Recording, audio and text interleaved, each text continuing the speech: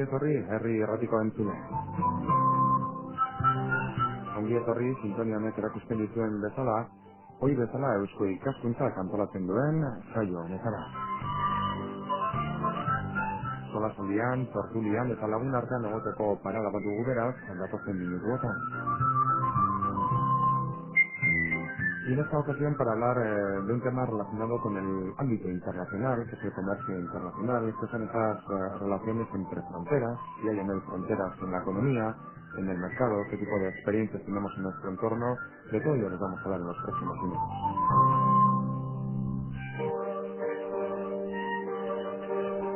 Y para hablar de este tema que suena como a veces algo lejano, ¿no?, en el día a día, pero que está en nuestro entorno y que es una realidad muy cercana, tenemos a tres amigos de Eusko Ikaskuntza, desde la Fundación Asmos, está con nosotros Izaskun de Miguel, ongi etorri Izaskun eta eskerrik asko. Desde la UNED de Vergara contamos con su director, nada más y nada menos, Juanjo Álvarez, eskerrik asko gurekin izateagatik, ongi etorri. Ongi etorri. Y como responsable, entre otras muchas cosas también, del consorcio transfronterizo Bidasoa-Txingudi, si no me equivoco y si es así me corriges, Felita Zaragoza, ongi etorri. Ya un poquito por lo mitos ahora. Bueno, pues fíjate si me he equivocado. ¿En qué ámbito son la persona Felita Zaragoza? Bueno, ya A mí me han no, chivado más. más privado quizás, en un ámbito profesional, con nuestro propio despacho, y observando diferentes experiencias y bueno, llevándolas, pero bueno, en ámbito jurídico privado ya. Pues ahora entraremos a él, si te parece.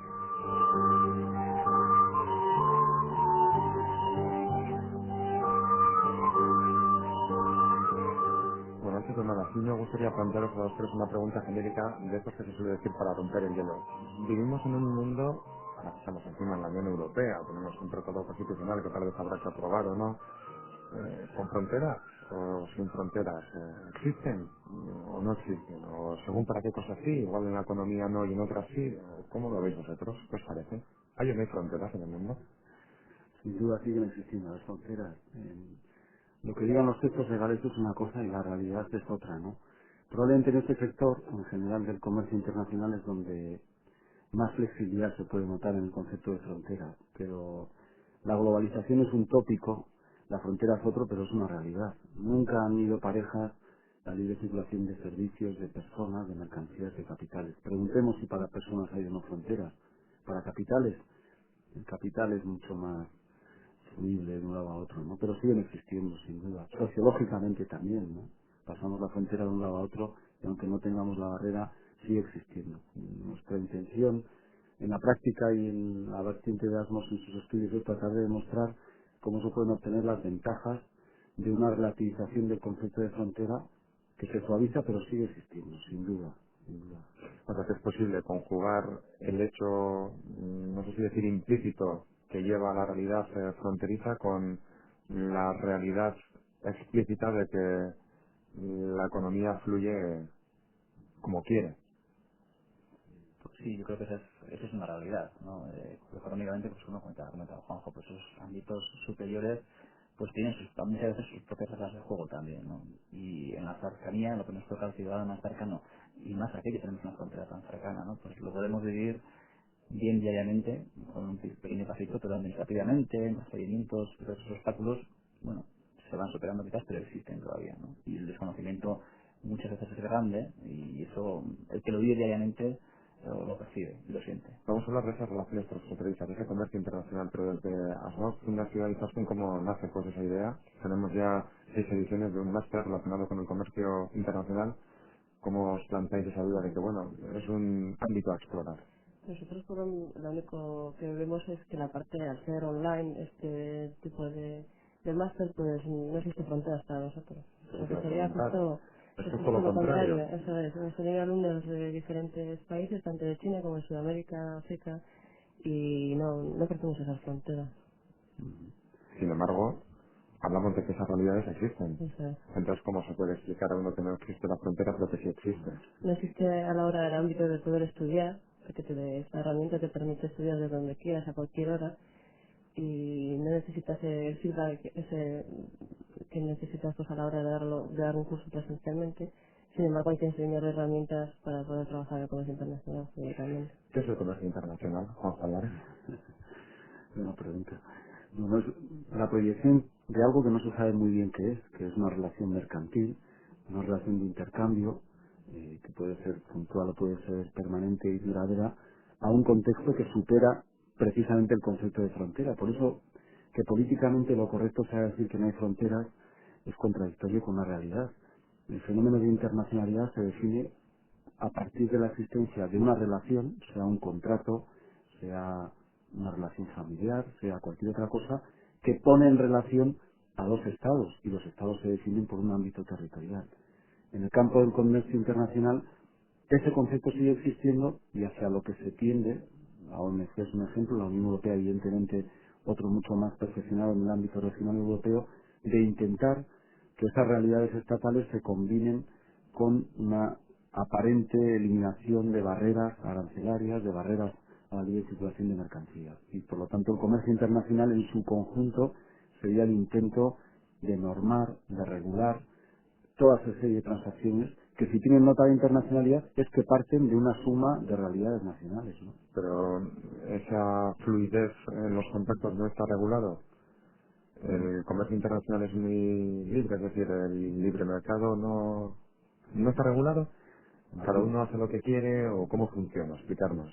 bueno, eso ya es una cuestión de historia de las ideas políticas, ¿no? Pero el liberalismo más feroz vende la absoluta autorregulación, ¿no? Y la autorregulación lleva a la ley de la selva, desde el punto de vista de ortodoxia, incluso marxista, y no voy a entrar en eso, parece evidente que unos mínimos hay que regular. El más fuerte quiere que no se regule nada, porque entre una autonomía de la voluntad prima siempre la ley del más fuerte. Y me explico, si yo tengo el monopolio prácticamente del transporte de determinadas mercancías, lo que me va a interesar es que no se regule nada. Ya tengo la cuota de mercado que quiero. Ahí hace falta una regulación para poner un orden en el mercado. En otros muchos campos, la liberación normativa, la liberalización, la ausencia de normas es positivo cuando hay una cierta equiparación e igualdad de las partes. En la relación de consumidor, que es lo que nos puede tocar a muchos de los que escuchan, a mí me interesa que haya una regulación imperativa, además, para garantizar que si me compro un coche en Francia y viene con un defecto de fábrica, yo sepa dónde puedo pleitear, qué puedo reclamar, qué puedo exigir. Es un debate entre plena liberalización y regulación que es muy difícil generalizar. Hay que ir sector por sector. Esa es otra de las complejidades del comercio internacional. Es difícil generalizar una respuesta válida para cada sector, ¿no? Y estos temas que empezamos a desgranar y que nos comentaba la Juanjo, Izaskun, ¿cómo los planteáis en el máster? ¿Cómo se puede hablar de todo esto con gente a través de las nuevas tecnologías online, decías tú, a través de Internet, que participa y se inscribe, por ejemplo, pues uno, pongamos por caso en Vitoria y otro en Hong Kong? Nosotros al tener una plataforma virtual, pues no nos importa, o sea, no tiene por qué ser momentáneamente ese feedback. Eh, o sea, tenemos los mejores profesores, porque no los tenemos que acercar aquí a Donosti. Contamos con todos sus conocimientos y lo puedes extender virtualmente pues a cualquier persona. Sabes que no existe ningún momento ningún problema. La gente de Sudamérica lo estudia cuando nosotros estamos durmiendo y luego a la inversa. Entonces vienes al día siguiente y ves sus preguntas y las contestas y se lo pasas al profesor. Si me permite, porque Sí. colaboro como director del curso y me encanta lo que decía Izaskun, pero hay un dato muy interesante. Efectivamente, por un lado, nos ha permitido globalizar el máster en lo docente y en lo discente, es decir, en el quien imparte y quien lo recibe, ¿no? Porque los materiales los volcamos vía nuestra propia intranet, digamos así, nuestro propio ámbito, con una virtud importante que es la permanente actualización de contenidos, ¿no? Pero luego Izaskun y todo su equipo han logrado que eso tenga pálpito, que tenga movimiento, que tenga movida, como dicen los modernos, ¿no? Porque hay un foro de encuentro de los alumnos, generamos ámbitos de debate, es decir, no es un unilateralismo ahora que se emplea también eso a nivel internacional, toma los apuntes, toma el tocho, estúdialo y que te vaya bien y lo hicieras, ¿no? Desde el primer día hay una Intercambio, interacción constante, permanente, un multilateralismo. sí, real, pero tanto con el profesor alumno como entre ellos, en sus chats y en el foro que se crea, ¿no? Y luego una permanente actualización, ¿no? Entonces eso es un elemento clave, porque el comercio internacional de un día a otro, casi como los ordenadores, se queda obsoleto, ¿no? Entonces, es una realidad tan viva que en las 6 ediciones que llevamos, cada año ha habido que ir Sí, incluyendo quizás. importantes Hay actualizaciones, ¿no? diferentes secciones. Hay una sección que se llama cafetería, ahí está el alumnado, pues entre ellos comentando. También pueden entrar los profesores, si quieren pues dar alguna opinión. Pero luego existen varios debates según el tema y ahí pues cada uno va dando su opinión y se va discutiendo y bueno, pues llegan a conclusiones o no, o se quedan en el aire si a nadie le interesa. Y luego pues la parte teórica, digamos, que se cuelga en la red semanalmente, cada uno se lo estudia en internet interactivamente o se lo imprime y luego tiene la posibilidad de autoevaluarse. Hay diferentes ejercicios, test, comentarios que cada uno se va viendo, pues que lo que está estudiando y lo que no. O sea, lo que va digeriendo y no. Y luego tienen que hacer unos casos prácticos, esos casos prácticos se evalúan y finalmente tiene que hacer un trabajo final y un examen para aprobar y todo se hace vía online. Y tiene una parte académica importante porque es un título de posgrado oficial de la UNED, es decir, la virtud de la homologación para los extranjeros, por ejemplo, que lo efectúan, ¿no? Desde Argentina o La desde verdad tiene mucho otros lugares, gancho. claro, porque supone que no tienes que pasar luego el dolor burocrático de estar año y medio para que te reconozcan el título. Este es Eso un es título lo ya oficial sí, a todo nivel europeo, ¿no? Y sí. eso es un dato. Igual que las licenciaturas después al homologarse para hacer un máster no necesita ninguna homologación y se acepta en cualquier licenciatura de cualquier país. Yo además tengo que corroborar como exalumno que todo lo que tienes es verdad y que está muy bien. En cualquier caso, ya que lo estés pintando tan bonito y que incluso a mí me está apeteciendo inscribirme, por ejemplo, y claro, ¿cómo que tengo que hacer? Sí, pues Cojo mi tenemos PC. una web que se llama, bueno, www.asmoz.org / en mayúscula MICI. Y ahí viene un apartado donde pone inscripción, hay que rellenar un formulario y se emite un currículum vitae también, que luego nuestra dirección pues lo analiza y vemos si son aptos o no, o qué perfil tienen, si les conviene o no, y una vez pues ya pasados esos trámites le emitimos la matrícula y bueno, tenemos facilidades de pago. El curso cuesta 3.000 euros.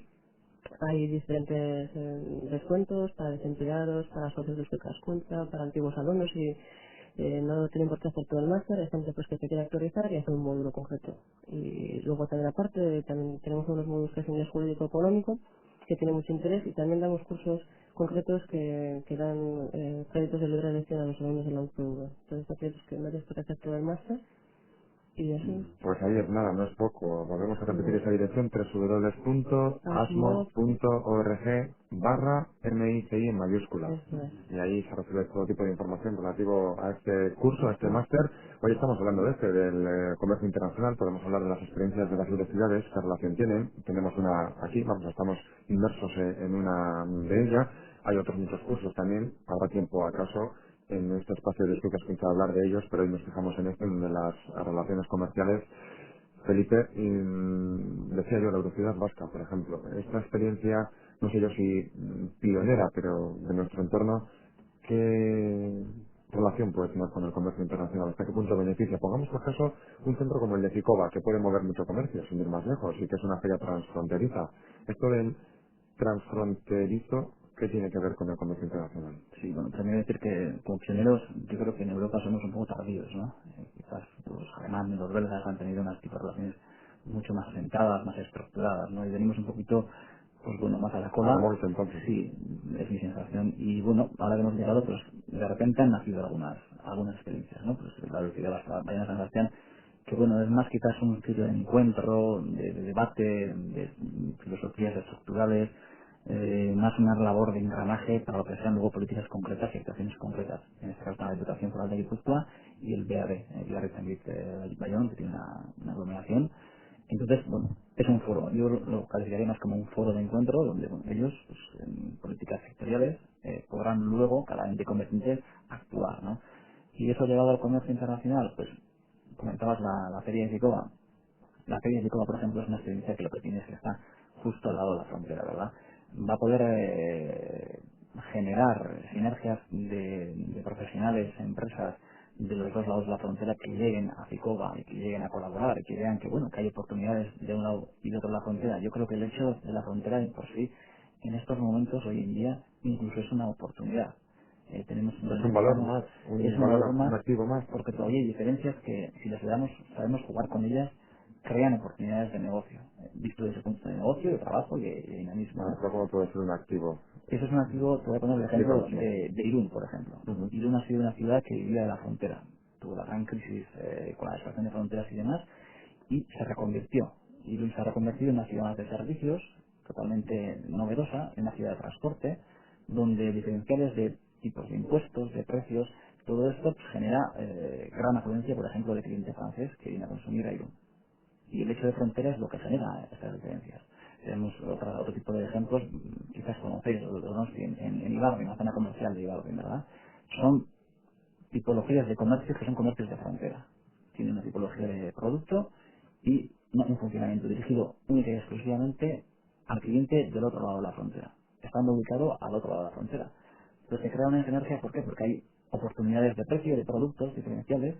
Explícanos un poco la experiencia de Ibardi. ¿Qué es Sí, el centro comercial de bueno, Ibardi? Ibardi, si conocéis, está justo en la frontera entre Navarra y Navarra, municipio de Vera, y del lado del Vasco francés, en Iparralde, en Urruña.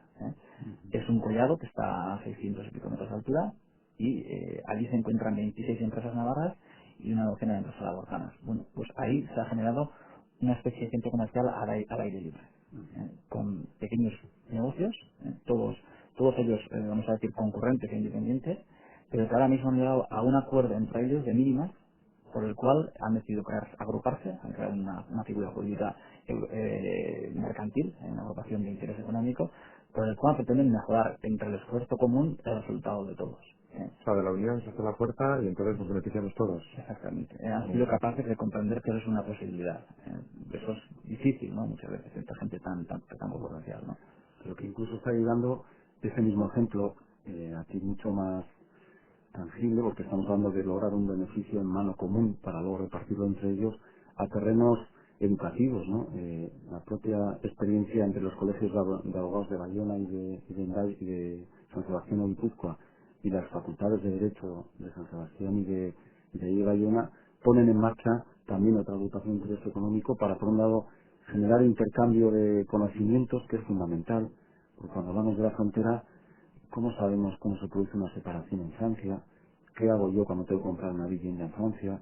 Un montón de diferencias todavía desde ese punto de vista, ¿no? Ahora, el desconocimiento nos puede llevar a tener una pata coja y si conocemos cómo funciona el vecino, pues tenemos un valor, ¿no? Esos En son ciernes. oportunidades de negocio. En el conocimiento está el valor y eso no es un tópico, es una realidad, En ¿no? cualquier caso, yo no veo muy claro eso de que, por ejemplo, Irún, que pasó una crisis muy gorda, que se beneficia ahora pues de cierto auge económico, pongamos por caso en el caso de las tabaqueras o del tabaco, ¿no? Que ha sido pues todo muy de moda recientemente. El hecho de que mucha gente de la zona de Lapurdi vaya a Irún a comprar el tabaco porque está infinitamente más barato.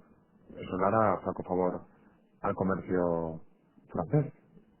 Si es una regulación estatal, el Estado en su imputación fiscal no piensa en las fronteras, vamos a decir, piensa en su globalidad. ¿Y por qué el tabaco está más caro? Pues porque es una decisión política de gravar el consumo del tabaco, pues porque se considera perjudicial, bueno, una serie de razones, ¿no? Y lo mismo con la gasolina, lo mismo con otro tipo de consumos. El IVA es superior en el Estado francés y en otras zonas europeas también es superior, no es un 16%, es un 19,5%. Pero quiero decir que en ese equilibrio, de acuerdo, si Irún se beneficia ahora, diremos por caso la zona de Endaya no se está beneficiando. Luego, que luego los números acaban siendo los que son, ¿no? Yo hoy por ti, mañana tú por mí, y hay una fluctuación de líquidos, acaban siendo los que son, en definitiva, quiero decir. Estás haciendo de abogado del diablo muy bien en No, este digo que punto, el pero 100% siempre es el 100%. sí, de acuerdo, pero es que el comercio internacional, relación transfronteriza, no es igual a 50%, 50%, nunca, ¿no? Tampoco tiene que plantearse así. Y tampoco como la ley de la selva que decíamos antes, ¿no? Ujú.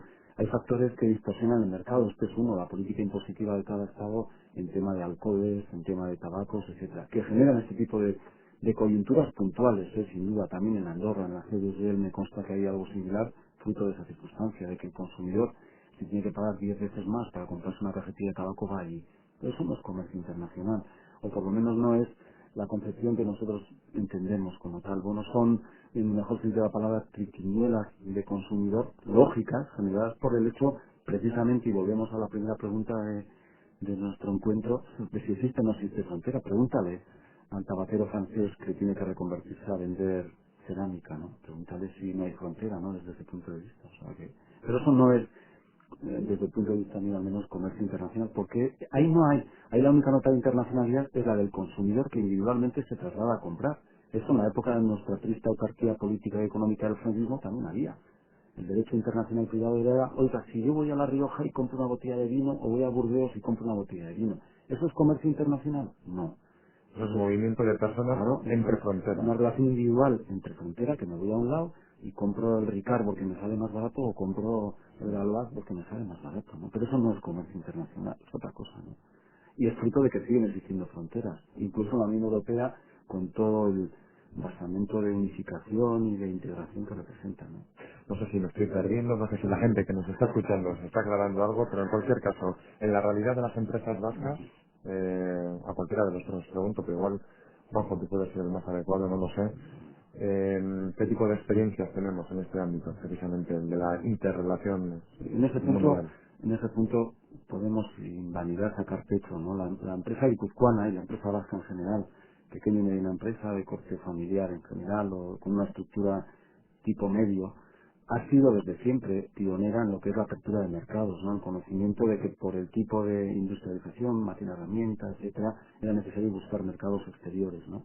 En eso, como en otras muchas cosas, el mercado ha ido por delante de cualquier regulación de comercio internacional. De forma que, por ejemplo, cuando se ha hablado ahora el 1 de mayo de este año de la ampliación a los 10 estados, ¿no? A Polonia, Hungría, De 15 a 25. se decía, bueno, a ver qué nos va a llegar.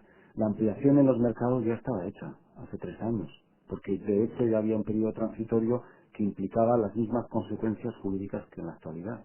Y ahora se está hablando mucho, y es verdad, que en este punto o nos renovamos también en nuestro producto industrial o morimos desde ese punto de vista, ¿no? Porque geopolíticamente o geoestratégicamente nacen unas nuevas zonas francas, como son el corazón de Europa, República Checa, Eslovaquia, Eslovenia, Estonia, Letonia, que se están ubicando en política de costes mucho mejor que nosotros, ¿no? Y aunque ahora es algo reiterado, es cierto, ¿no?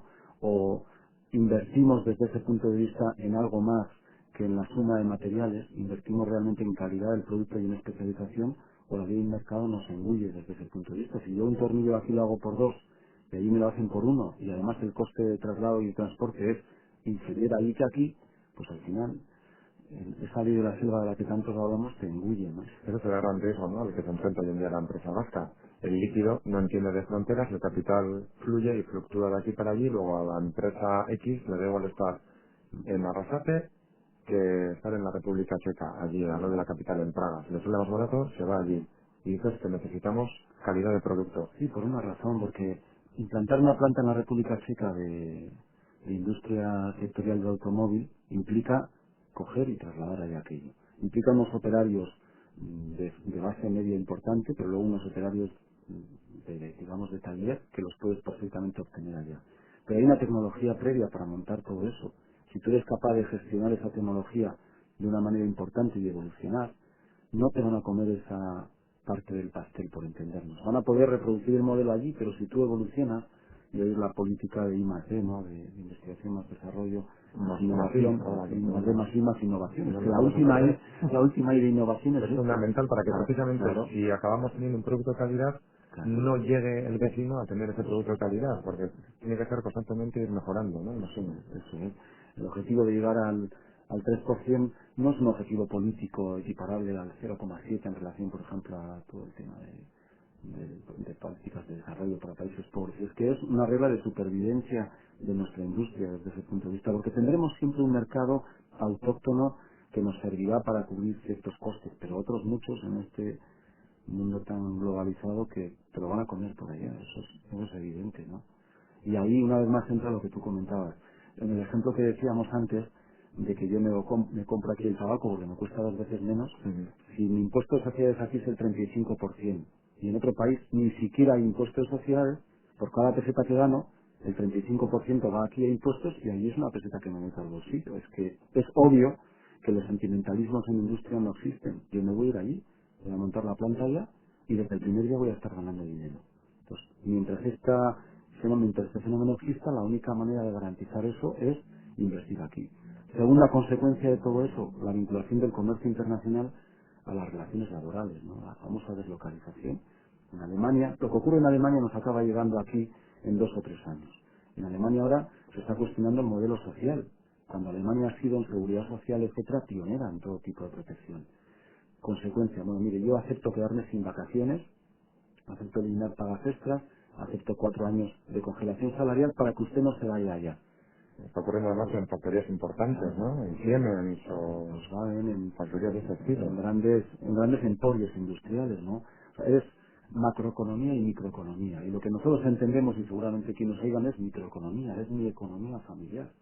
Salvo la microeconomía diciendo, vale, me aprieto el cinturón y lo que antes demandaba sindicalmente ahora me aprieta, ¿no? Sí, Esa tampoco me es da la- igual, ¿no? Por no perder lo que tengo. Sí, pero esa no es la respuesta. Desde un gobierno, si puedo hablar así o podemos hablar así, eso es pan para hoy, hambre para mañana, porque eso puede permitirse 4 años de poner la presa para que no llegue el agua, pero va a acabar llegando, ¿no? Que son dos campos que no son compartimentos estancos, que están Entonces, ¿qué en nos el... queda?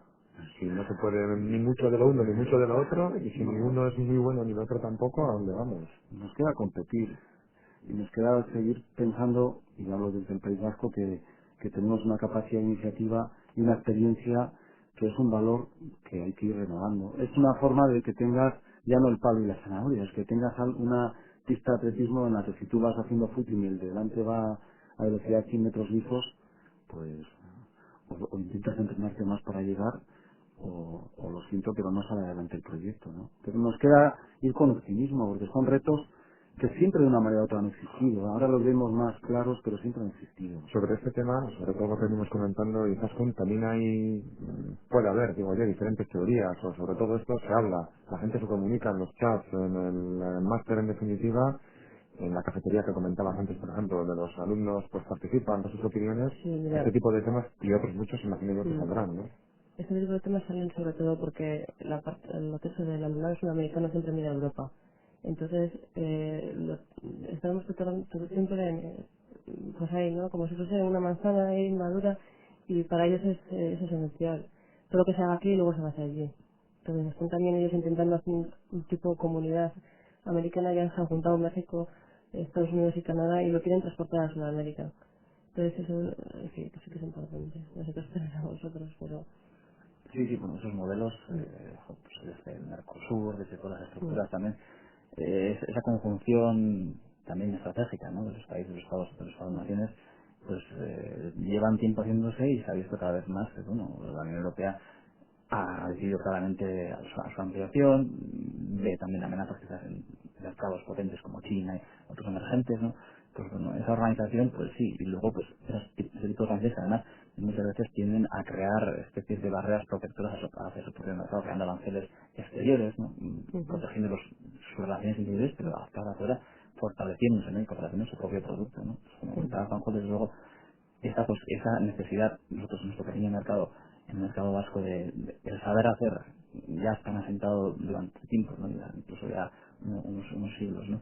De saber hacer un tipo de sector tan importante, pues las máquinas herramientas, un tipo de sectores tan arraigados, pues eso, de ser conscientes de que es necesario extrapolarlo a toda la actividad que podamos ser capaces de hacer, pues seguro que será la base de ser competitivos dentro de la Unión Europea y hacia afuera también, sabiendo que hacia afuera tendremos pues, otro tipo de barreras Por añadidas. ejemplo, en Sudamérica tenemos un importante no sé, masa vasca, la diáspora, y nosotros nos utilizan un poco, pues el saber hacer ese del vasco, pues todavía está bastante arraigado allí, y sí que se fijan, si utilizan un poco esta vía del máster para conocer a Europa y luego aplicarlo a sus propios estados. O sea, Y siempre tiene, está, tiene fama de saber hacer del vasco en sí, Sudamérica. sí, está bien visto. Sí. Son lo mismo importantes las escaleras de Sudamérica. Sí. Es un referente, pero podemos dar nombres de ejemplos concretos, ¿no? La CAF de Deasign es una empresa que es un ejemplo, ¿no? En un sector feroz, ¿no? Competitivo. Yo creo que en algún momento dado dijeron, bueno, nosotros tenemos que ser los mejores del mundo dentro de un sector del ferroviario en creciente auge, ¿no? Y apogeo, especializándonos en algo. Vamos a ser los mejores en crear vagones. Tenemos capacidad técnica para hacer locomotoras, pero sabemos que hay grandes competidores, Siemens, etcétera, en este sector. Vamos a ser los mejores en esto. Y el resultado está ahí. Estamos en todo el mundo, como tal, llevando una empresa guipuzcoana a pedidos por todo el mundo. Ese es un ejemplo de la especialización de lo que comentaba, ¿no? Desde lo local, desde lo que es específico a lo global, ¿no? Y bueno, son decisiones estratégicas no siempre fáciles, pero ha de ir por ahí, ¿no? Y en el sector de muebles de cocina y pues, el ejemplo de Shell también en Moikina, ¿no? Una empresa que desde el primer momento ha competido con los grandes alemanes y competía con los alemanes en algo como lo que ahora nos ocurre con Europa Central, porque nuestra mano de obra, siendo Guipúzcoa en ese sector uno de los en costes de mano de obra de los más elevados, era más baja que Alemania, pero es que ha competido en calidad, se ha logrado entrar ahí y hay otros muchos ejemplos, ¿no? En nuestras empresas, gente que se dedica a hacer herrajes, gente que se dedica a especializarse en una pieza que me diga, en Taiwán no me la van a hacer igual, y me van a poder meter un gol en un primer pedido, pero no en un segundo o en un tercero, ¿no? Y eso es una regla de mercado que acaba Sí, funcionando. la forma de trabajar se ha extendido por aquí también. Incluso el Escuta ayuda a la diáspora metiendo becas. Entonces, lo tiene muy claro el gobierno vasco también. Los autobuses de Ibiza también, por ejemplo, podrían valer como, Como Sí. ejemplo. Pero, el mundo cooperativo en general, ¿no? Que todo el mundo mira con admiración y que comprueban cómo algo que aparentemente es tan copiable como una foto luego no funciona, ¿no? Por otros muchos factores, ¿no? Pero Ibiza efectivamente es un ejemplo no solo en eso, también en el modo de relaciones laborales, que eso también se ha exportado, ¿no? Una relación horizontal y no vertical en la concepción del trabajo, ¿no? Del trabajo bien hecho en grupo, ¿no? Donde hay una involucración del operario desde la base hasta arriba. Y yo creo que en eso sí tenemos factores que nos permiten mirar con optimismo al futuro, ¿no? Y no, como decía antes, por una hueca o falsa vanidad, sino porque realmente hay ejemplos concretos que demuestran que si se hacen de esa manera las cosas sigue habiendo hueco en ese feroz mercado, ¿no? yo sé que los términos son muy generales los que voy a plantear, ¿no? Economía, política económica, pero van juntos, van de la mano, se pueden separar la política como tal, las políticas de un partido y la economía, o no. Claro, porque es que parece que se llaman uno a otro, ¿no? Pues política, sí, podemos entender por política lo que pues en este país, cuando uno dice política comúnmente entiende, economía, pues el dinero me da igual, pero es que política económica parece que va, ¿no? De la mano. Las políticas y las políticas económicas, las grandes decisiones políticas económicas. Es decir, estamos en un mundo bien globalizado en ese sentido, pero donde estructuras, y más en el comercio internacional, ¿no? Estas estructuras que se están creando entre los Estados-naciones para intentar controlar de cierta manera algún tipo de sectores, pues muchas otras veces se ven incluso yo creo que superadas y dominadas por la misma dinámica económica de las empresas y de las decisiones, por ejemplo, de grandes multinacionales que no tienen que necesitar estar en Europa, estar en Estados Unidos, sino que tienen sus brazos, sus tentáculos. O sea, que prima la economía, ¿no? Economía política, entonces, ¿no? Es lo que hay que poner por delante. Yo digo porque, pongamos por caso que recientemente en breve, tenemos elecciones en Estados Unidos, la primera potencia mundial. Que gane Bush o que gane Kerry, que ganen los republicanos o los demócratas, puede influir en algo para la economía mundial. Hombre, claro, Claro. puede influir, pero porque ellos son conscientes marionetas de los grupos que están por detrás. Hay muchísimos ejemplos en este sector, de verdad que no es demagogia barata, ¿no? El verdadero agente en el sector económico en el mundo hace casi medio siglo que dejaron de ser los estados. Son realmente esos grupos multinacionales los que marcan pautas y los que son capaces de cargarse mercados nacionales internos, ¿no? Eso es una realidad evidentísima, vamos, eso no Entonces, ¿quién deja manda de... en el mundo? ¿General Motors o...? Lo que está No claro se es puede responder a eso. sí, no, pero lo que sí es cierto es que, ¿por qué no empezamos a pensar, por ejemplo, en lo que es nuestra cultura del ocio hoy día, ¿no? La cultura del ocio del sábado, de ir a un gran mall, a una gran superficie. Solo hace 15 años eso era impensable en nuestra sociedad. Y hace 30 años eso existía en Estados Unidos. ¿Quién ha implantado aquí esas grandes superficies? O sea, nuestros grupos, y no voy a dar nombres locales, evidentemente han copiado una forma de hacer, ¿no? Pero eso altera hábitos individuales y sociales de toda una sociedad. ¿Quién domina el mundo? Lo que está claro es que quien marca esas pautas no son los estados ni son consignas políticas, ¿no? Y lo que comentaba usted anteriormente, lo que parece muy claro es que el margen de maniobra de una ideología política, de un partido, en las grandes decisiones cada vez es menor el margen de maniobra. La capacidad que tiene para maniobrar en un campo o en otro cada vez es menor. Luego podrá tener meros matices, ¿no? Pero el poder está donde está el dinero. Eso es otro tópico, pero es una realidad. Y el dinero público no tiene nada que ver en este sector. Pero si hemos dicho al principio que el dinero no está en ningún lado. Es que claro, está complicado, nos lo ponéis difícil, Felipe. No, no está, yo creo que fluye, el dinero fluye y la realidad del sistema es que fluye, es su manera de funcionar y de Como lo conseguir, fluya, ¿no? acabó, ¿eh? No, pero es que yo pondría ejemplos de grandes empresas que, por ejemplo, llevan y tienen su sede administrativa en países asiáticos sencillamente porque las reglas de contabilidad de esos países les permiten una casi absoluta libre circulación de capitales y no pagar impuestos desde ese punto de vista. Una cosa es la realidad económica, el dinero que no se ve, y otra cosa es el sustrato que hay por detrás. Y físicamente puedes tener aquí la planta, pero el dinero, el centro de decisión efectiva, no está ahí. No, estará donde más le interese que esté. Y entonces lo que va a hacer es un juego de prospección jurídica y económica. ¿Dónde me resulta más barato desde el punto de vista tener mi sede? Allí me voy, ¿no? Entonces, el dinero no está en ningún lado, decíamos, en ese sentido, ¿no? No tiene, el poder del dinero es más fuerte que el de la sangre y el de cualquier nación desde ese punto de vista, ¿no? Eso es una realidad obvia y por lo tanto va a bucear donde le interese. Las grandes multinacionales americanas no se casan con la señora o la bandera americana, se casan con aquel lugar donde tengan mercados, ¿no? Hay un montón de ejemplos de imperialismo desde ese punto de vista de comercialización. Y el eterno debate en el comercio internacional es ¿dónde ponemos el freno de mano? ¿Dónde echamos el freno, ¿no? A la capacidad de la empresa de expandirse con la lógica de toda empresa de ganar dinero, ¿no? Ese es el eterno debate, que eso sí que tiene un componente ideológico, claro, pero bueno. Ahora mismo, desde hace 2 días, se está planteando la posibilidad de un impuesto, como sabéis, para abrir la circulación de capitales. Cada vez que haya una transacción internacional de capitales, que haya un pequeño impuesto que grave esa transacción y que pueda ir a un fondo común para satisfacer necesidades de la hambruna mundial en 2/3 partes de este mundo, ¿no? Eso que parece utópico, ¿Se puede conseguir eso? Porque quien más tiene, más suele querer. claro, se puede conseguir si se quiere realmente. O sea, para eso hace falta un consenso mundial como para otras cosas, porque si solo se montan al carro 40 países, que además serán como siempre los que no tienen verdaderamente transacciones mercantiles, tendremos un escaparate precioso, pero no valdrá para nada. Hay múltiples ejemplos de eso. Pero no para que pintar mucho la actual coyuntura mundial como para que eso se rubrique, ¿no? No estamos en el mejor momento, no lo sé. Estoy haciendo opiniones personales, pero bueno. Sí, bueno, sí, perspectivas que podamos tener en ese sentido, ¿no? De lo que podamos conocer, de lo que podamos percibir, pues, desde luego, ¿no? Yo quería incidir también en esto de lo que contábamos, el poder, este poder que, como en los comentarios, deduzco que no casi oculto, ¿verdad? Ese poder del dinero oculto que no sabemos quién es realmente el que decide y el que puede impulsar.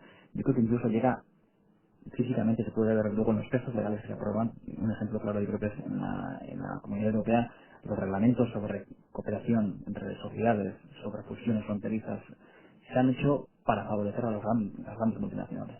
El efecto es ese, es decir, no es la justificación teórica, pero el efecto es favorecer que esas grandes multinacionales, estos grandes núcleos de mercado, estas grandes transacciones, tengan cada vez mayores facilidades. O sea que la legislación mercantil favorece al rico, al poderoso, vamos, lo de rico suena un tanto, ¿no?